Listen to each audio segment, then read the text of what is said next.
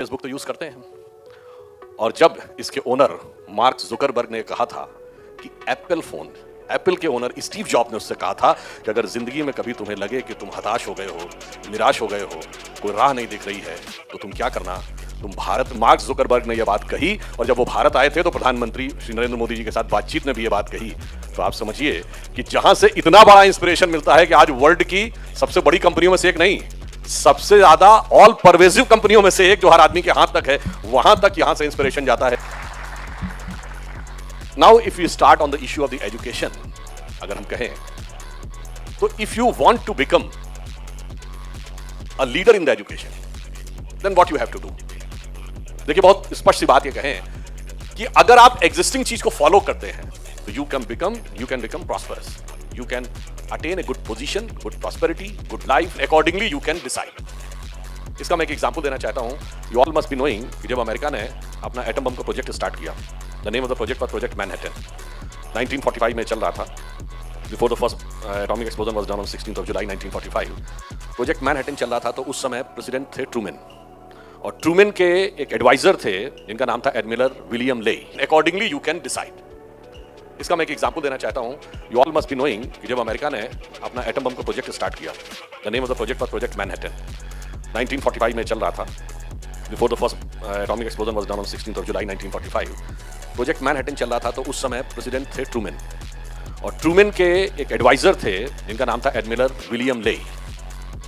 आप बताइए वो सही थे कि गलत थे? वो सही थे, because till that time the science of explosives were only limited to the chemical forces available in the explosive material.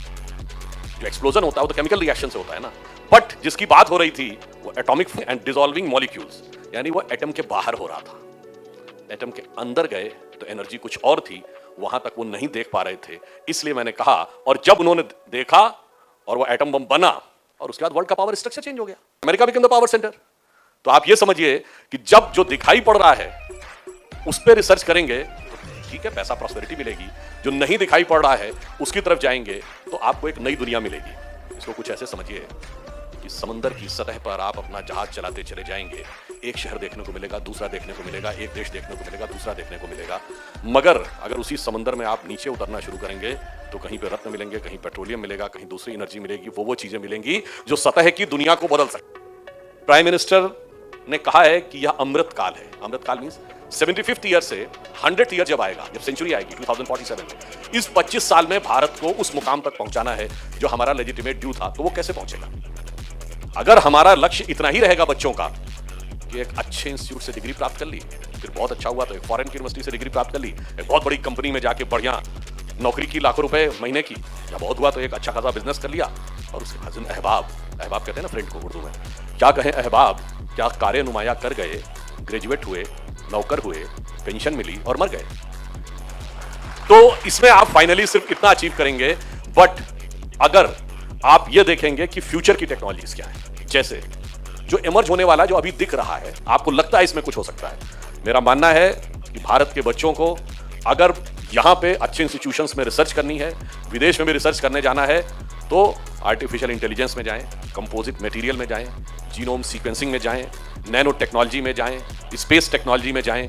ये वो चीजें हैं जो फ्यूचर में जाकर इमर्ज करेंगी, और अगर आप अभी से इसमें जा सकते हैं तो आप सोचिए तब आप फ्यूचर को प्रभावित कर सकते हैं। थ्योरेटिकल फिजिसिस्ट हुए हैं मिशियो काकू, उन्होंने ये सर्टिफिकेशन दिया है, the civilisations fall in 3 categories, level 1, level 2 and level 3। Level 1 civilisation in terms of technology is that वो जिस प्लेनेट पर रहता हो उस प्लेनेट की सारी एनर्जीज को उसने एक्सप्लोर कर लिया हो और उसे यूटिलाइज करना आ गया हो। लेवल 2 वो है कि वो अपने प्लेनेट से बाहर निकलकर जिस सोलर सिस्टम में रहता हो उस सोलर सिस्टम की सारी लेटेंट एनर्जीज आइडेंटिफाई करके उसे यूज करना आ गया हो। एंड लेवल 3 वो है कि beyond the solar system galaxies में जितनी गैलेक्टिक एनर्जीज है उनको यूज कर लिया हो। है गैस है और एयर है, वाटर है, अभी तो टोटल एनर्जीज यहां की बची हुई है। तो in a way we are somehow slightly above the zero level civilisation. ये मैंने इसलिए कहा कि हमें गलतफहमी नहीं रहनी चाहिए कि हमने कोई बहुत बड़ा अचीवमेंट कर लिया है। तो आप वो मैंने सिर्फ ये बताने की कोशिश की कि कितना एक्सप्लोर करने को बाकी है, और जब हम उसको एक्सप्लोर करेंगे then we will be able to achieve what the actual reality is, और whether we can take the to the desired position. अब इसके बाद एक दूसरी चीज आती है। अब मान लीजिए आपने बहुत अच्छी टेक्नोलॉजी अचीव कर ली और 25 साल बाद आप डोमिनेट करने लगे, क्या बनना चाहते हैं? Somebody wants to become an engineer, wants to become a doctor, wants to become a scientist. पर क्या इससे पीस और प्रॉस्पेरिटी आती है? आप डॉक्टर बनेंगे तो डॉक्टर बन के भी अफजल गुरु बन सकते हैं। आप सोशल मीडिया एक्सपर्ट बनेंगे तो वो बन के भी कोई बुरहान वानी बन सकता है।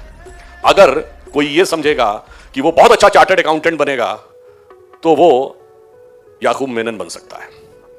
और वो ये सोचे कि अमेरिका में मुझे शानदार जॉब मिल जाएगा, उसके बाद जिंदगी खुश हो जाएगी, तो वो 9/11 करने वाले खालिद शेख या मोहम्मद अट्टा बन सकता है। ये मैंने सिर्फ इसलिए आपसे कहा कि अच्छी एजुकेशन और अच्छी job, famous book the world is flat, उन्होंने 2001 में न्यूयॉर्क टाइम्स में एक आर्टिकल लिखा था। जानते हैं उसका आर्टिकल का शीर्षक क्या था? Comparison between Infosys and al Qaeda. You can say how it can be compared. He said yes, there are n number of comparable elements. Number one, both started at the same time. Both were powered by the power of youth. Both were having the dedicated youth. Both were having the talented youth. Both have got the global presence. एक साथ। बस अंतर क्या था? One for the destructive cause and other for the. It means education is important, but more important is motivation behind the education. Sometime I can say motivation is more important than the education. Because if you look, अब मैं थोड़ा पीछे ले जाता हूं आपको, the India of the decade of 1930s, 40s. In the decade of 1930s, India was, in terms of education, one of the most uneducated countries of the world. Rate of literacy has 7% या 5% के आसपास थी। Germany उसी समय में one of the most literate and educated countries of the world. उस जमाने में हमारे यहाँ उतना परसेंटेज ऑफ लिटरेसी नहीं थी जितने परसेंटेज वहां ग्रेजुएट थे, उससे ज्यादा। India was politically subjugated, Germany was one of the most powerful countries. हम इकोनॉमिकली बहुत पीछे, वो इकोनॉमिकली बहुत आगे। But look at the difference, the politically subjugated, uneducated, economically disastered India contributed to the world with Gandhi, and educated, powerful, economically superior Germany contribute education. Education से ज्यादा motivation important है, इसीलिए हमारे यहां देखिए किसका महत्व था। अब आप ये देखिए कि हमारे यहां जहां कहीं भी नॉलेज की बात आती थी तो नॉलेज एक चीज थी, उससे ज्यादा इंपॉर्टेंट थी वैल्यूज। अब आप कल्पना करिए, भगवान राम और रावण में तुलना करिए तो नॉलेजेबल कौन ज्यादा था? भाई देखिए, वैसे तो भगवान राम ब्रह्म के प्रतीक हैं, वो तो एक अलग विषय है कि वो ब्रह्म है तो ज्ञान अलग, पर जब वो लीला कर रहे हैं मानव रूप में तो रावण ज्ञानी ज्यादा है। फिर भी राम क्यों जीत रहे हैं?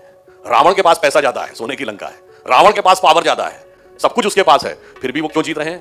क्योंकि जब रावण हर चीज में ज्यादा, यहां तक कि रावण पुजारी ज्यादा बड़ा है, भगवान का पुजारी वो बड़ा है। वो कहता मुझसा पंडित मुझसा जोधा और न कोई दूजा है, अपने शीशों को काट काट शंकर को मैंने पूजा है। इतने बड़े पुजारी तो राम भी नहीं है कि सर काट के पूजा करते हो।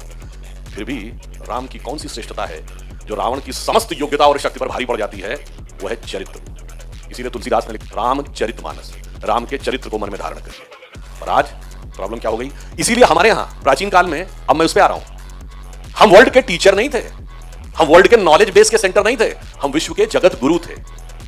गुरु आज स्टूडेंट्स आते हैं पढ़ने, किस लिए पढ़ने आते हैं? If it is just the acquiring of some knowledge and information, आज तो बुक्स में अवेलेबल है, इंटरनेट पे अवेलेबल है। अगर आप इंजीनियरिंग के विद्यार्थी हैं और आपके मन में इकोनॉमिक्स के लिए इंटरेस्ट हो जाए, एक साल में 20 किताबें इकोनॉमिक्स की पढ़ लीजिए, आप इकोनॉमिक्स के एक्सपर्ट माने जाने लगेंगे। फिर क्या जरूरत है यूनिवर्सिटी में आने की? यूनिवर्सिटी में आने की इसलिए जरूरत है कि यूनिवर्सिटी आपके विचारों को, संस्कारों को सही दिशा में मोटिवेट करती है। अगर टेक्निकली नॉलेज पे जाएंगे तो गूगल के पास हम सब में से किसी से ज्यादा नॉलेज है, और गूगल के पास नॉलेज है, वो दुनिया नहीं बता। मोटिवेशन सही है तो आप एजुकेशन के द्वारा सही दिशा में चीज अचीव कर सकते हैं। और वो मोटिवेशन आता कहां से? वो सही दिशा में जाना है, ये आता कहां से? अभी आप कहेंगे चलिए तो पर्सनल लेवल पे बताया, मैं ग्लोबल लेवल पे बताता हूं। आज रशिया यूक्रेन की लड़ाई चल रही है, चाइना का एग्रेसिव मॉडल है। पिछले 70-75 सालों में पूरे वर्ल्ड की जियोपॉलिटिक्स इन चीजों से गवर्न हो रही है। एनेक्सेशन, चाहे 91 में कुवैत का इराक ने करने की कोशिश की हो, या सब्जुगेशन या डोमिनेशन, यही तो करना है ना। या तो छोटे कंट्री को एनेक्स कर लेना है, जैसे तिब्बत को चाइना ने कर लिया था, या फिर सब्जुगेट कर लेना है।